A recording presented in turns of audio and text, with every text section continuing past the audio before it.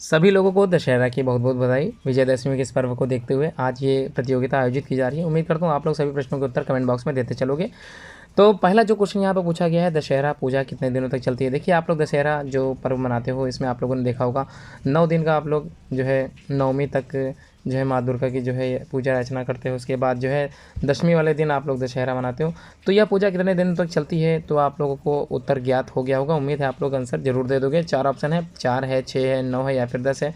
तो कई बच्चे हो सकता है यहाँ पर 10 दे दें आंसर, क्योंकि उनको लगता है विजयदशमी 10 दिन का पर्व है, जबकि ये 9 दिन के चलने वाला पर्व होता है, यानी कि इसका उत्तर 9 है। अगर आपने उत्तर सही दिया है तो ये बहुत बहुत बधाई है। अगला देखते हैं, हिंदू कैलेंडर के अनुसार दशहरा पूजा अश्विन महीने के 10वें दिन की जाती है और इसलिए दशहरा पूजा 9 दिन तक होती है। ठीक है, अब अगला प्रश्न ध्यान से समझिएगा। क्वेश्चन क्या कह रहा है इसको मैं बताता चला हूँ। निम्नलिखित में से कौन से या कौन सा रावण का नाम है। ठीक है, इनमें से कौन कौन से रावण के नाम है या फिर कोई एक भी हो सकता है। तो चलिए देखते हैं चारों नाम। यहाँ पे लिखा दशमुख क्या रावण का नाम है, दशानन क्या रावण का नाम है, लंकेश्वर क्या रावण का नाम है, या फिर ये सभी नाम रावण के हैं। अगर आपको लगता है उत्तर आपका ए भी है, बी भी है, सी भी है, तो आप लोग उत्तर लगाओगे डी, इसका मतलब उपरोक्त सभी। वेरी गुड, आप लोगों ने आंसर बहुत अच्छा दिया है। चलिए अब हम लोग बात करते हैं अपने अगले प्रश्न को, देखते हैं समझते हैं। रावण को कई नामों से जाना जाता है, इसके और नाम भी देख लेते हैं। दाशेष रावण भी हो सकता है, दशानन है, राहुला है, लंकेश्वर है, रावणसुर है, ईलावेंदर है, कई नाम अन्य हैं इसके। तीसरा प्रश्न, निम्नलिखित में से कौन से रावण के माता पिता हैं। देखिए, माता पिता की बात करें तो आप लोगों को याद होगा विश्वास और कैकसी माता पिता ही हैं इनके, अर्थात उत्तर अगर आपने सी दिया है तो बिल्कुल आपका उत्तर सही है।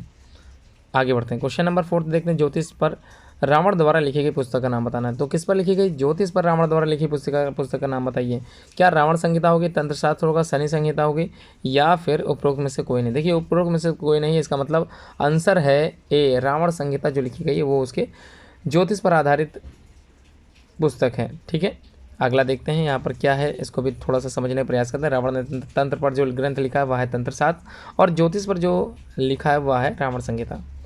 भारत के किस राज्य में दशहरा उत्सव हाथियों की परेड के साथ मनाया जाता है। देखिए, हाथियों की परेड के साथ मनाया जाना दशहरा का जो त्यौहार है वो किस प्रदेश में मनाया जाता है। क्या उत्तराखंड होगा, उत्तर प्रदेश होगा, कर्नाटक होगा या तमिलनाडु होगा। क्या लगता है आप लोग, हाथियों की परेड के साथ दशहरा त्यौहार मनाने वाला जो प्रदेश है वो क्या होगा। 4 ऑप्शन है, जल्दी से उत्तर देते चलिए। मैं बताता हूँ इसका उत्तर, आपको बता देता हूँ। सी है इसका उत्तर, कर्नाटक, क्योंकि कर्नाटक से ही दशहरा का पर्व चालू हुआ है, मतलब शुरुआत यहीं से हुई है। मैसूर कर्नाटक में दशहरा उत्सव समारोह में हाथी की परेड का आनंद लोग लेते हैं। अगला जो छठा प्रश्न है, हिंदू पौराणिक कथाओं के अनुसार, रामायण के अनुसार रावण पर विजय पाने के लिए भगवान राम द्वारा कौन सी पूजा की जाती है। तो आप लोगों ने अभी 9 दिन की पूजा के बारे में पढ़ा भी था, रामनवमी तक आप लोगों ने पढ़ा था, तो उसमें 9 दुर्गाओं के बारे में भी आप लोगों ने काफ़ी कुछ जो है सीखा भी होगा और पूजा पाठ भी की होगी। तो यहाँ पर 4 ऑप्शन है, बताइएगा कौन सा उत्तर सही है। शिव पूजा है, काली पूजा है, विष्णु पूजा या फिर दुर्गा पूजा। आप लोग अपने घर में भी किसी सदस्य से पूछ सकते हैं। अगर आपको लगता है कि आपके माता पिता में से कोई यह उत्तर दे सकता है तो ज़रूर पूछें, थोड़ा सा आपका ज्ञानवर्धन भी होगा। इससे आप लोगों के ज्ञान का प्रचार प्रसार मैं करता चल रहा हूँ। उम्मीद करता हूँ आप लोग को इसमें सकारात्मक रूप से भाग जरूर लिया करते हो। सभी तरह की जो यूबिन्स क्लासेस से प्रतियोगिताएं आयोजित की जाती है उसका कुछ ना कुछ मैं उपहार जरूर देता हूँ। उम्मीद करता हूँ आप लोग भी सक्षम हो गए। तो यहाँ पर क्या है, रामायण के अनुसार रावण पर विजय प्राप्त करने के लिए भगवान राम द्वारा दुर्गा पूजा की जाती है। आगे बढ़ते हैं, 7वां प्रश्न कह रहा है, लंका में लड़े गए युद्ध में रावण को मारने के लिए भगवान राम द्वारा इस्तेमाल किए गए हथियार का नाम बताइए। तो फिर से देख लीजिए, लंका में जो लड़े गए युद्ध आप लोग जानते ही हैं, युद्ध हुआ था, उसमें रावण को मारने के लिए भगवान राम द्वारा जो इस्तेमाल किया गया हथियार था उसका नाम क्या बताना है। तो यहाँ पर 4 ऑप्शन आपकी स्क्रीन पे हैं। पाशुपस्त्र है, ब्रह्मास्त्र है, नागास्त्र है या शास्त्र है। 4 ऑप्शन में से आपको उत्तर अगर लगता है ए तो आप ए लगाएंगे, बी, सी और डी। चारों में से मैं बता देता हूँ उत्तर। अगर आपने बी लगाया तो बिल्कुल आपका उत्तर सही है। ये ब्रह्मास्त्र का प्रयोग भगवान राम द्वारा लंका में लड़े गए युद्ध में रावण को मारने के लिए किया गया था। चलिए आगे बढ़ते हैं, 8वां प्रश्न, निम्नलिखित में से कौन से रावण के भाई बहन हैं। देखिए, रावण के भाई बहन के बारे में अगर चर्चा किए थे तो आप लोगों ने शूर्पणखा के बारे में सुना होगा, आप लोगों ने विभीषण के बारे में सुना होगा, कुंभकर्ण के बारे में सुना होगा, मेघनाथ के बारे में सुना होगा। ये रावण के 3 भाई थे, मुख्य थे। लेकिन इसके अलावा भी भगवान कुबेर जी जो हैं वो रावण के सौतेले भाई आप लोग कह सकते हैं, ये भी थे। तो यहाँ पर जो कुबेर जी आए हैं इनके बारे में भी आप लोगों ने जानकारी प्राप्त कर ली। इसके अलावा मैं कुछ हिंट दे देता हूँ, कुछ नई चीज़ बता देता हूँ। देखिए, यहाँ पर लिखा भगवान कुबेर, विभीषण, कुंभकर्ण, राजा खारा, दुशान, राजा अहिरावण, कुंभिनी और शूर्पणखा रावण के भाई बहन हैं। अर्थात उत्तर अगर आपने डी लगाया तो उत्तर आपका डी बिल्कुल सही था। आगे बढ़ते हैं, जब रावण मर रहा था तब उसने अपनी बहुमूल्य शिक्षा किसको दी। आप लोगों को ज्ञात होगा, राम जी ने अपने भाई लक्ष्मण से कहा था कि जाओ लक्ष्मण और रावण से जो है ज्ञान प्राप्त करूं। तो ज्ञान दिया किसको था, आप लोग समझ गए होंगे मेरा उत्तर कहने का क्या तात्पर्य है। तो यहाँ पर 4 ऑप्शन में से अगर आप लोगों ने लक्ष्मण लगाया बी है तो आपका उत्तर बिल्कुल सही है, क्योंकि रावण सबसे अधिक विद्वान था, ये आप सभी लोग जानते हैं। जब वे मर रहे थे तो लक्ष्मण उनके पास बैठे और राजनीति और कूटनीति के महत्व को समझा और सीखा भी।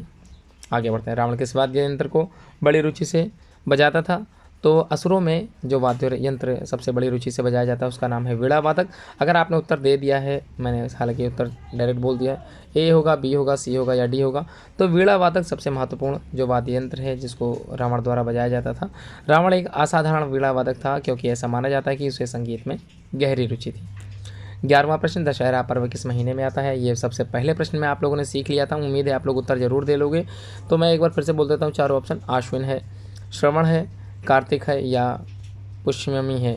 तो 4 ऑप्शन में है, आपका उत्तर बताना है। तो अगर आपने उत्तर ए लगाया है तो बिल्कुल बता देता हूँ, आपका उत्तर बिल्कुल सही है, ए उत्तर बिल्कुल सही है। अगला क्वेश्चन देख लेते हैं। राम के रूप में भगवान विष्णु के अवतार की संख्या क्या है। देखिए, राम के रूप में भगवान विष्णु के आप लोगों ने 10 अवतार देखे होंगे, सुने होंगे और आप लोग जानते भी होंगे इनके बारे में। तो राम जो इनका रूप है भगवान विष्णु का, वो कौन सी संख्या के अंतर्गत आता है। 5 है, 8 है, 6 है या फिर 7 है। ए 5 है, बी 8 है, सी 6 है और डी 7 है। इसका मतलब छठे नंबर पे आता है, इसका सी ऑप्शन बिल्कुल सही है। अगर आपने सी दिया है तो उत्तर आपका बिल्कुल सही है। सीता का अपहरण करने वाले, माफ़ कीजिएगा, सीता का अपहरण करने से पहले रावण ने सीता के सामने किस रूप में भेष धारण किया था। ये सभी लोग जानते होंगे, आप लोगों ने रामायण जो आती है टेलीविज़न पे, उसमें भी आप लोगों ने रामायण का किरदार निभाते हुए रावण को देखा होगा। तो उसमें क्या भेष था, वो किस भेष में आता है। स्वर्ण हिरण के रूप में आता है, सुंदर पक्षी के रूप में आता है, छोटा बालक या फिर बेचारा ब्राह्मण भिखारी के रूप में आते हैं। तो रावण जो रूप धारण करता है, अगर आपने उत्तर डी दिया है तो बिल्कुल आपका उत्तर सही है, ब्राह्मण भिखारी के रूप में रावण आता है। 14वां प्रश्न, महान महाकाव्य रामायण किसने लिखी। देखिए, महान महाकाव्य रामायण लिखने वाले जो रचयिता हैं, तो 4 ऑप्शन आपको दिख गया होगा। पहला ऑप्शन में कृष्णा है, दूसरा वाल्मीकि है, तीसरा द्रोणाचार्य और चौथा है वेद व्यास। तो रामायण जो कि मूल रामायण है वो संस्कृत में लिखी गई है, जबकि रामचरितमानस तो आप लोग जानते हैं वो अवधी भाषा की है। तो इसमें अगर बात करें रामायण की, तो रामायण संस्कृत में है, संस्कृत में लिखने वाले जो थे वो थे वाल्मीकि थे। आगे बढ़ते हैं। कुंभकर्ण एक दानव किसके लिए प्रसिद्ध है। आप लोगों को कुंभकर्ण के बारे में काफ़ी कुछ जानकारी प्राप्त होगी। सबसे ज़्यादा जो सोने के लिए वह जाना जाता है, मतलब वो 6 महीने सोता था, 6 महीने जगता है, ऐसा आप लोगों ने सुन रखा होगा। और रावण ने जब युद्ध के समय उसको जगाया भी था। तो क्या है, सोने के लिए अगर आपने उत्तर सी लगाया तो बिल्कुल आपका उत्तर सही है। यहाँ पर डी लग गया है, रंग बदलने के लिए नहीं है, सी ऑप्शन सही है। माफ़ कीजिए, गलती से ये डी लग गया है। दशहरा किस राज्य का त्यौहार है। अभी मैंने बताया कि हाथियों की जो रैली टाइप की होती है या फिर हाथियों के झुंड के साथ निकलती है यात्रा, तो यह किस राज्य का त्यौहार है। तो 4 ऑप्शन में से आप लोग उत्तर जरूर लगाइए। अभी एक प्रश्न निकल चुका है, उम्मीद करता हूँ आप लोग अच्छे से जवाब जरूर दोगे। 4 ऑप्शन में पहला ऑप्शन देख लेते हैं क्या है। कर्नाटक है, दूसरा पश्चिम बंगाल, तीसरा गुजरात और आखिरी वाला है आंध्र प्रदेश। तो अगर आपको लगता है कर्नाटक तो बता देता हूँ, ए ऑप्शन बिल्कुल सही है। अगला देखते हैं क्वेश्चन क्या कह रहा। रावण के 10 सिर क्या दर्शाते हैं। तो रावण के कितने सिर थे, आप लोग सभी जानते हैं, 10 सिर थे। पहला है हिंदू त्योहारों को दर्शाते हैं 10 राशियों को दर्शाते हैं, 10 बुरे गुण को दर्शाते हैं या 10 रंगों को दर्शाते हैं। तो मैं बता देता हूँ, जो रावण के 10 सिर थे वो 10 बुरे गुणों को बताते थे, और वे गुण जो हैं वो मैं अभी आपको बता दूँगा। सी ऑप्शन बिल्कुल सही है। अभी ये गुणों के बारे में बताऊँगा क्या है 10 गुण। अगला है नवरात्रि के 90 दिन को क्या कहा जाता है। तो जाहिर सी बात है आप लोगों को पता ही होगा, 90 दिन आप लोगों को ज्ञात होगा। रामनवमी, दुर्गाष्टमी, तृतीया या दशहरा। देखिए, दशहरा तो दशमी होता है, ठीक है, तृतीया तृतीय होगा। अब दुर्गाष्टमी में अष्टमी लिखा हुआ तो ये अष्टमी होगा। अब जब रामनवमी में नवमी लिखा है तो 90 दिन इसी को कहा जाएगा। मतलब उत्तर संख्या ए आपका बिल्कुल सही है। भारत के किस राज्य में दशहरा उत्सव हाथियों के परेड के साथ मनाया। दोबारा यह प्रश्न आया, उम्मीद करता हूँ आप लोग जवाब जरूर दोगे। तो पहला ऑप्शन तमिलनाडु, दूसरा कर्नाटक, तीसरा उत्तर प्रदेश और चौथा है उत्तराखंड। तो चारों में से कौन सा ऑप्शन सही है ये आपको पता होना चाहिए। तो चलिए स्टार्ट करते हैं, इसको भी देख लेते हैं। तो चारों में से कौन सा उत्तर आपको लगता है। अगर आपने उत्तर दे दिया है कर्नाटक तो बता देता हूँ आपका उत्तर बिल्कुल सही है, यही उत्तर सही है। अब देखिए, जो बुरे गुण की बात मैं कर रहा था, मैं बताऊँगा आप लोगों को, वो 10 बुरे गुण आप लोग भी ज़रूर जानें और यह 10 बुरे गुण अपने अंतर्गत या अपने अंदर मत आने दें, ठीक है। तो चलिए देख लेते हैं कौन कौन से 10 बुरे गुण थे। यहाँ पर जो पहला गुण है उसको देखते हैं। सबसे पहले पहला गुण काम है, क्रोध है, मोह है, लोभ है, अभिमान है, ईर्ष्या है, स्वार्थ है, क्रूरता है, अहंकार है और अन्याय है। ये 10 गुण थे। अब आगे हम लोग बात करते हैं। तो चलिए अब 20वें प्रश्न को भी देख लेते हैं। 50 क्वेश्चन की ये सीरीज है, उम्मीद करता हूँ आप लोग एक्टिव रूप से बने रहोगे। 20वां क्वेश्चन है, देवी दुर्गा द्वारा किस राक्षस का वध किया गया था और विजयदशमी उत्सव मनाया जाता है।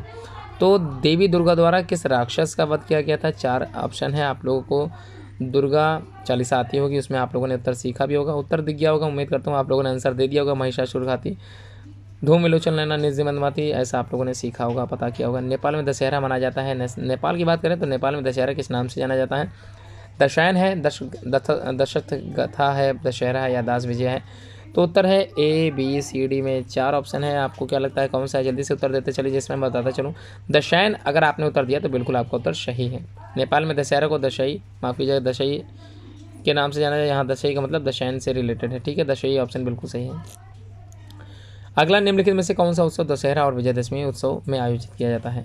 तो कौन सा उत्सव विजयदशमी आयोजन में जो है आयोजित किया जाता है।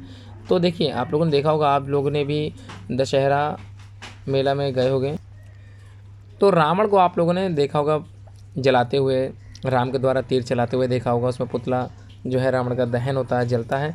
तो एक सार्वजनिक कार्यक्रम में रावण का पुतला दहन होता है। यही उत्तर अगर आपने दिया है तो बता देता हूँ, उत्तर बिल्कुल आपका सही है।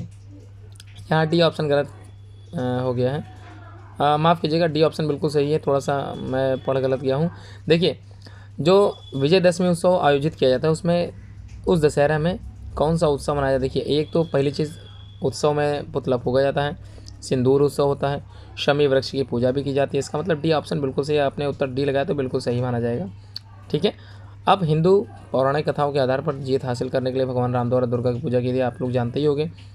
23वां प्रश्न देख लें, निम्नलिखित में कौन सा वाद्य यंत्र राक्षस द्वारा गहरी रुचि के साथ बजाया जाता था। देखिए, बार बार ये क्वेश्चन आया है, दूसरी बार आ रहा है। उम्मीद करता हूँ चारों ऑप्शन में आपको तो ऑप्शन ने वीणा वादक दे ही दिया होगा, वीणा, ठीक है। रामायण की मूल रचना, देखिए रामायण की जो मूल रचना है मूल रूप से किसने की थी, ये आपको बताना है। मूल रूप का मतलब संस्कृत में जो लिखी गई थी वो किसने लिखी थी, उत्तर दीजिए जल्दी से। 4 ऑप्शन है, देखिए कौन से 4 ऑप्शन हैं। पहला ऋषि वाल्मीकि है, दूसरा तुलसीदास है, तीसरा संत एकनाथ हैं और अभिनंदन, ये चारों हैं। चारों में से किसने लिखा मूल रामायण। जी हाँ, बिल्कुल सही है। वाल्मीकि आश्रम में ऋषि वाल्मीकि रहते थे, वहीं पर सीता जी थी, उनके 2 पुत्र थे, लव और कुश, और वहीं पे वाल्मीकि जी ने रामायण लिखी थी। तो मूल रूप से संस्कृत भाषा में लिखी गई, मैंने बता चुका हूँ मैं पहले भी। 25वां प्रश्न देख लेते हैं, लक्ष्मण को किसका अवतार माना जाता है। देखिए, लक्ष्मण को किसका अवतार माना जाता है, भगवान विष्णु के अवतार तो राम आप जानते ही होंगे, लेकिन जो शेषनाग थे वो थे लक्ष्मण के अवतार, ठीक है, लक्ष्मण बने थे मतलब। तो 4 ऑप्शन में मैंने आंसर शायद बता दिया, उम्मीद करता हूँ आप लोगों को उत्तर पता ही होगा, ये भी आप लोग जरूर बताएं। डी ऑप्शन बिल्कुल सही है, भगवान राम को भगवान विष्णु का अवतार और लक्ष्मण को शेषनाग का अवतार माना जाता है। देखिए, ये प्रश्न सबसे महत्वपूर्ण है, गायत्री मंत्र के लिए निम्नलिखित में से कौन सा कथन सत्य है, ठीक है, कौन सा सही है। पहला, रामायण के हर 1000वां श्लोक के बाद आने वाले पहले अक्षर से गायत्री मंत्र बनता है। तो आप लोग रामायण जरूर देखिएगा और हर श्लोक का जो पहला अक्षर है उसको आप लोग देखिएगा, ध्यानपूर्वक समझिएगा और उसको जोड़ते चले जाइएगा, आप लोगों को गायत्री का मंत्र मिल जाएगा। अगला है बी, गायत्री मंत्र में कुल 24 अक्षर होते हैं। तो गायत्री मंत्र मैं पढ़ के सुना देता हूँ। ओम भूर्भुवः स्वः तत्सवितुर्वरेण्यं भर्गो देवस्य धीमहि धियो यो नः प्रचोदयात्। ये गायत्री मंत्र है, इसमें 24 अक्षर होते हैं। दूसरा हो गया। तीसरा, यजुर्वेद में सबसे पहले गायत्री मंत्र का उल्लेख किया गया है। या चौथा ऑप्शन बिल्कुल सही है, ए और बी, ठीक है। आगे बढ़ते हैं। देखिए, वाल्मीकि रामायण में 24,000 श्लोक हैं और 24,000 श्लोक हैं, तो रामायण के प्रत्येक 1000 श्लोक के बाद आने वाले पहले अक्षर से गायत्री मंत्र बनता है। यह मंत्र इस पवित्र महाकाव्य का सार है और यहाँ ऋग्वेद में सबसे पहले गायत्री मंत्र का उल्लेख किया गया है। अब आगे देखते हैं 27वां प्रश्न। उस जंगल का नाम बताइए जहाँ भगवान राम, लक्ष्मण और देवी सीता वनवास के दौरान रुके थे। ऑप्शन ए अरण्य, ऑप्शन बी अरण्यक, ऑप्शन सी दंडकारण्य या ऑप्शन डी करण्या। तो अगर आपने उत्तर दिया है जल्दी से उत्तर दे दीजिए सी, तो बता देता हूँ बिल्कुल आपका उत्तर सही है। दंडकारण्य में भगवान राम, देवी सीता और लक्ष्मण ने अपना वनवास बिताया। अगला जो प्रश्न है, किस वैद्य ने भगवान राम को लक्ष्मण के प्राण बचाने के लिए संजीवनी बूटी के बारे में बताया था? किसने बताया था?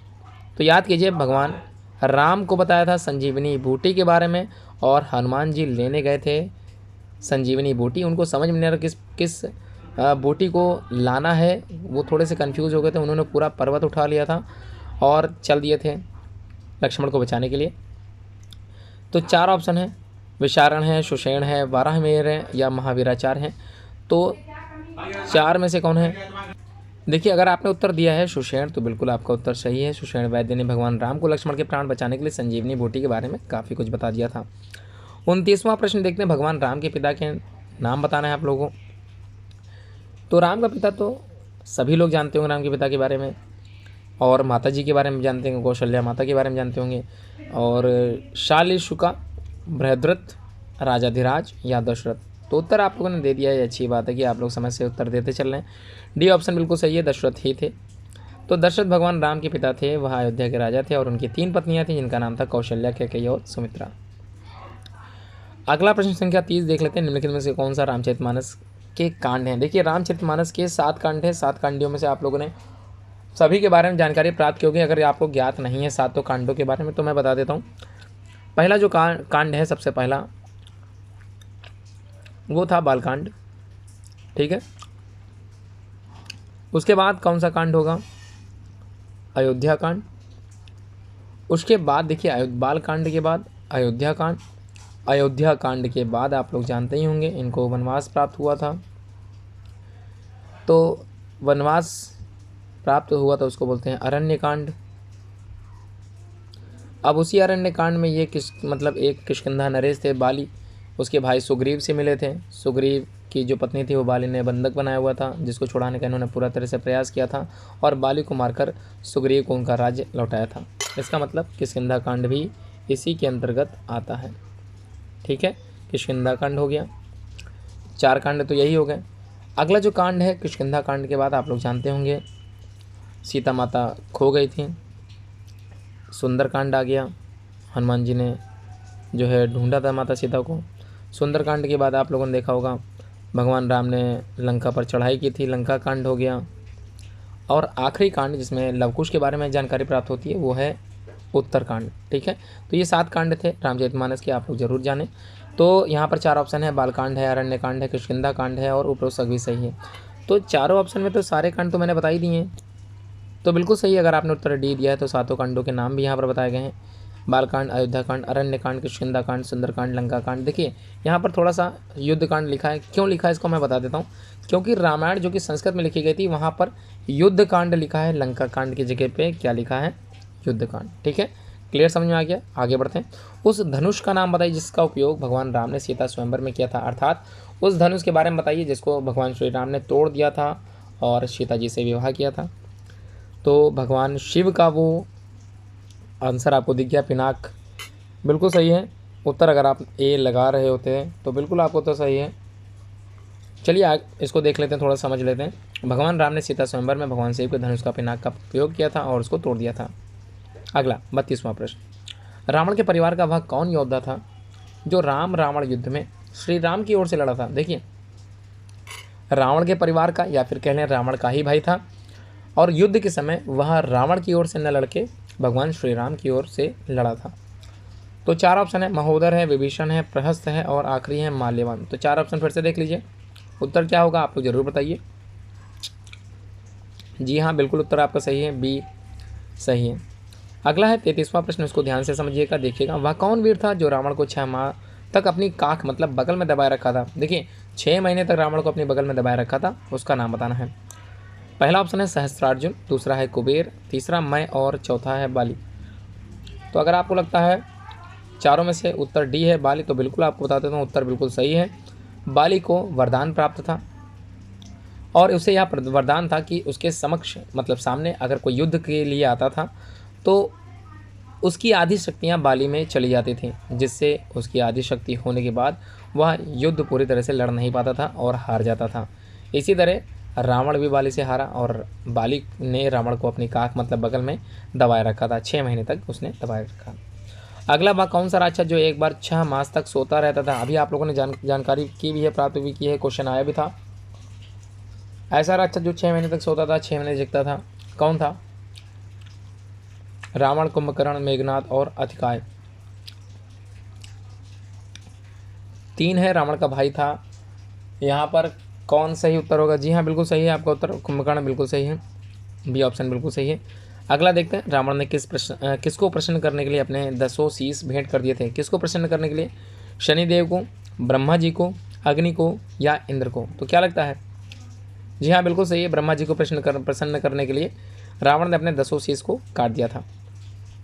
अगला है, वह कौन राक्षस था जो राम लक्ष्मण का अपहरण करके उन्हें पाताल ले गया था? याद कीजिए, युद्ध चल रहा था, रामायण का युद्ध जब हो रहा था, उसके बाद उसी समय कौन सा राक्षस था जिसने राम लक्ष्मण को अपहरण करके पाताल ले गया था? 4 ऑप्शन है, मेघनाद तो बिल्कुल नहीं, वो तो युद्ध में शामिल ही था। दूसरा अहिरावण, तीसरा कुंभकर्ण और सुमाली। देखिए, अहिरावण की भुजा उखाड़े असुर दल मारे, तो अहिरावण को मारकर याद होगा आप लोगों को, भगवान राम को और लक्ष्मण को अपने कंधे पर बिठाकर हनुमान जी वापस लाए थे। तो अहिरावण उत्तर से बिल्कुल। वह वीर कौन सा या वानर वीर कौन था जो रावण के दरबार में पांव जमाकर खड़ा हो गया था और जिसने उसे हिला भी देने की चेतावनी भी दी थी, तो चुनौती दी थी? तो 4 ऑप्शन देख लेते हैं। अब मैं इसकी कहानी थोड़ी सी मैं बता दूं, हनुमान है, अंगद है, सुग्रीव है या जामवान है। देखिए, 4 ऑप्शन तो क्लियर हो गए। अब मैं बताता हूँ, ये वही हैं जिन्होंने अपने पाँव को रावण के दरबार में टिका दिया था और कहा था, इस पाँव को अगर आपने हिला दिया या पाँव को हटा दिया, इसकी जगह से हिला दिया, तो मैं मान जाऊंगा कि आप राम से जीत जाओगे।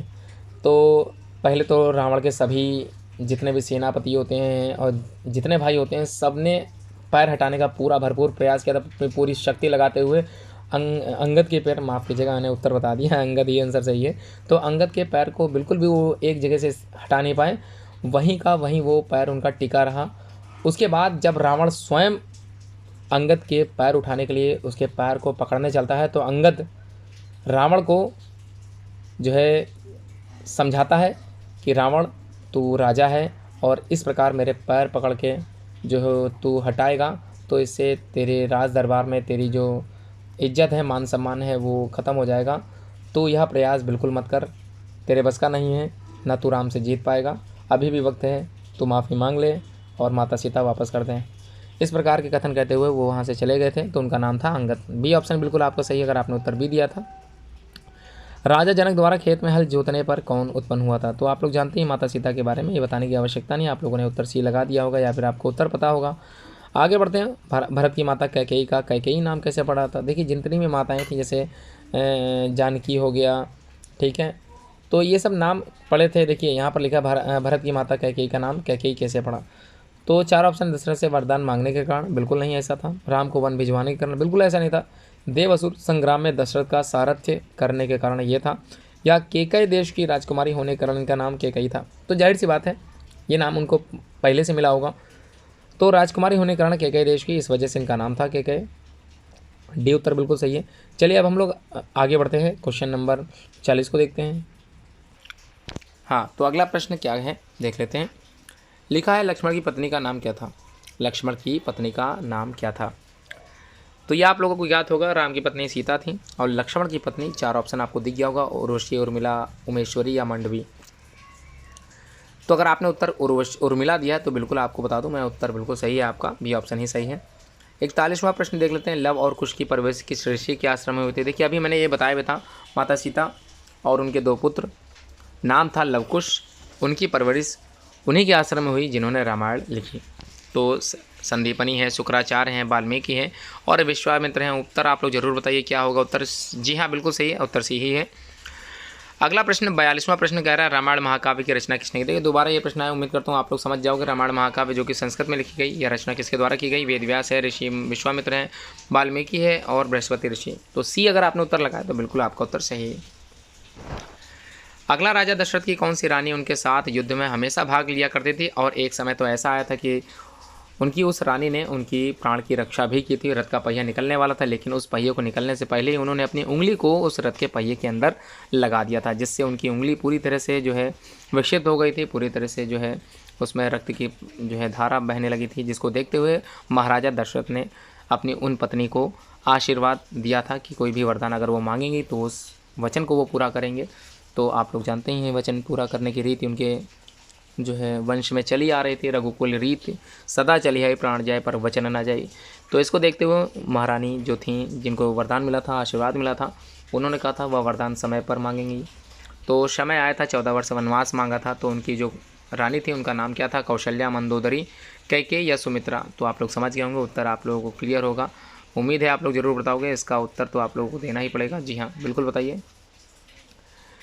तो आप लोगों को ज्ञात होगा, क्या ज्ञात होगा कि 4 रानियों में से मंदोदरी किसकी रानी है? ये भी आप लोगों को उत्तर पता होना चाहिए। इसका प्रश्न जरूर मैंने नीचे दे रखा है, उम्मीद करता हूँ आप लोग जरूर दोगे।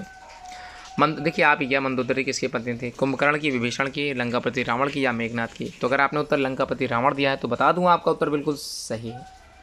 अगले प्रश्न देखते हैं। बालीवध के पश्चात श्री राम ने सुग्रीव को कहाँ का राजा बनाया? ये भी प्रश्न मैं बता चुका हूँ, याद कीजिए। राम जी को 14 वर्ष का वनवास होता है। अरण्य कांड आप लोगों ने पढ़ा था। अरण्य का मतलब ही जंगल होता है।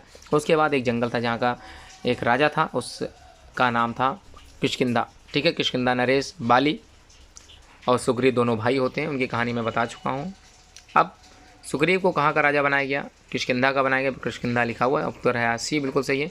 कुबेर के पास मौजूद किस विमान को रावण ने युद्ध करके छीन लिया? देखिए कुबेर, पता ही आप लोगों को, भाई थे और युद्ध के पश्चात कुबेर से क्या छीन लिया था?